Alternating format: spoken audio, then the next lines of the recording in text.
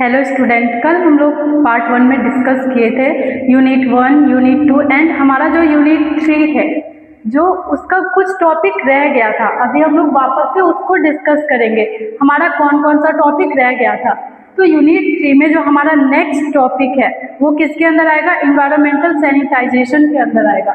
Concept of pollution prevention, मतलब pollution को कैसे प्रिवेंट करते हैं, आपका air and noise pollution, role of nurse in prevention of pollution, solid waste management, human excreta disposal and management and sewage disposal and management. आपका जो last है इसमें आपका यूनिट 3 का जो लास्ट टॉपिक है वो है commonly used insecticide and pesticide.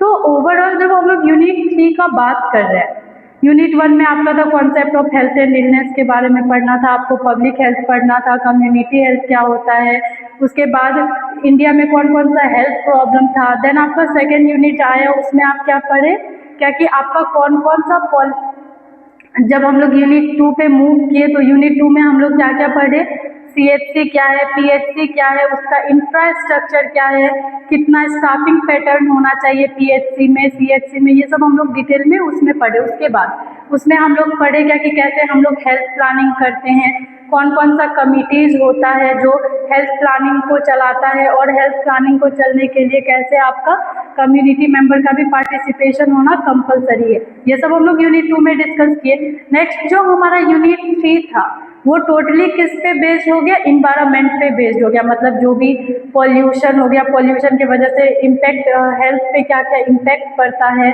आपका water pollution, air pollution, environment को सैनिटाइजेशन कैसे करके रखना, मतलब क्लीन इन्वायरमेंट कैसे रखना है, हाइजीन मेंटेन कैसे करना है। तो आपका जो यूनिट 3 है, यूनिट 3 में आपका फील्ड वर्क भी है।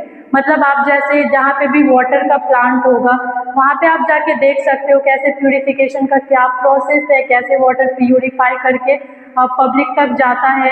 देन आप तो आप वो सब किस में देखोगे? यूनिट 3 में। मतलब इसमें आपको थोड़ा बहुत क्या करना है, इसमें आपका फील्ड वर्क भी है। हम लोग नेक्स्ट मूव करेंगे यूनिट 4 पे।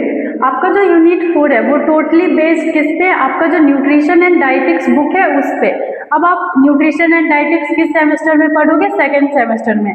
आपका जब साथ साथ चलेगा, आपका जब सेकेंड सेमेस्टर का न्यूट्रिशन एंड डाइटिक्स चल रहा होगा सेम टाइम पे आपका कम्युनिटी भी होगा, तो इसमें से जो कुछ टॉपिक है आपका उस बुक से रेफर किया गया है, जिसमें आपको यहाँ पे सिर्फ क्या करना है, रिव्यू करना है। और इसमें जो आपका सबसे पहला टॉपिक है इसमें nutrition assessment and nutritional education में आपका फर्स्ट टॉपिक हो गया रिव्यू ऑफ न्यूट्रिशन। मतलब न्यूट्रिशन क्या होता है, कितने टाइप का होता है, इसका प्रिंसिपल क्या है, इसके डिफिशियंसी से कौन कौन सा डिजीज हो सकता है।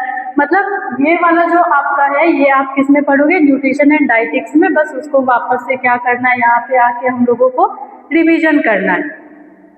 नेक्स्ट जो हमारा टॉपिक है वो है planning suitable diet for individual and families according to local availability of food, dietary habit and economic status. मतलब आदमी के नीड के अकॉर्डिंग, जो कम्युनिटी मेंबर है या फिर कोई इंडिविजुअल है उसके नीड के अकॉर्डिंग जो भी उसके लिए सुटेबल मील होगा वो हम लोगों को क्या करना है, प्लान करना है। अब जो हमारा थर्ड टॉपिक है जनरल न्यूट्रिशनल एडवाइस। मतलब जो भी आपका न्यूट्रिशनल एडवाइस होता है ये भी आपका फील्ड वर्क के अंदर आ जाएगा। आप बताओगे कैसे अच्छा खाना खाना है, कितना मील लेना है, अगर कोई ब्रेस्ट फीडिंग मदर है तो उसको कौन सा मील लेना है, अगर कोई बेबी 6 मंथ के बाद फर्स्ट टाइम ये कर रहा है वीनिंग डाइट पे है तो उस वीनिंग डाइट वाले बेबी को कौन सा डाइट लेना है, हाइपरटेंसिव पेशेंट को कौन सा डाइट लेना है, डायबिटिक वाले पेशेंट को कौन सा डाइट लेना है, वो हम किसमें करते हैं, इसमें एडवाइस करते हैं। हो गया आपका न्यूट्रिशनल एजुकेशन। नेक्स्ट आपका टॉपिक है रिव्यू न्यूट्रिशनल डिफिशियंसी डिसऑर्डर। ये आपको कहाँ पढ़ना है? न्यूट्रिशन एंड डाइटिक्स में पढ़ना है। वहाँ पे बहुत सारा डिजीज कंडीशन देखने के लिए मिलेगा।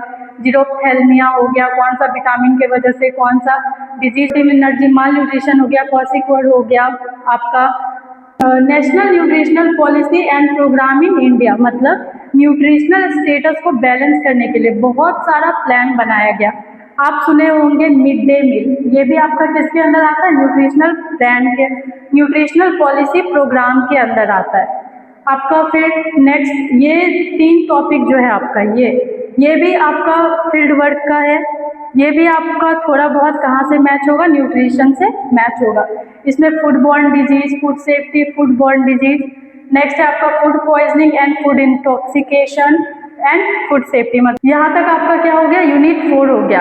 अब नेक्स्ट हम लोग मूव करेंगे किस पे, यूनिट 5 पे। आपका जो कम्युनिटी हेल्थ नर्सिंग 1 है उसमें आपका टोटल कितना यूनिट है, 9 यूनिट पढ़ना है आपको। कितना यूनिट पढ़ना है इसमें, आपको 9 यूनिट पढ़ना है। अब जो ये 9 यूनिट है इसको क्या किया गया, 2 सेमेस्टर में डिस्ट्रीब्यूट किया गया।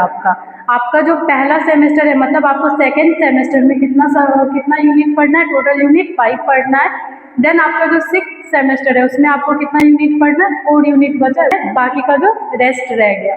अब यूनिट 5 आपका क्या हो गया, सेकेंड सेमेस्टर का लास्ट यूनिट है। तो उसका क्या क्या टॉपिक है, उसमें आपको पढ़ना है communication management and health education. अब सबको पता है आप कम्युनिटी में काम करने के लिए गए तो आपका कम्युनिकेशन स्किल्स तो बहुत अच्छा होना चाहिए, आपका बिहेवियर बहुत अच्छा होना चाहिए। क्या क्या तरीका है आप बिहेवियर को चेंज कर सकते हो इसमें, जैसे आपका जो सब टॉपिक है वो है बिहेवियरल चेंज कम्युनिकेशन स्किल्स।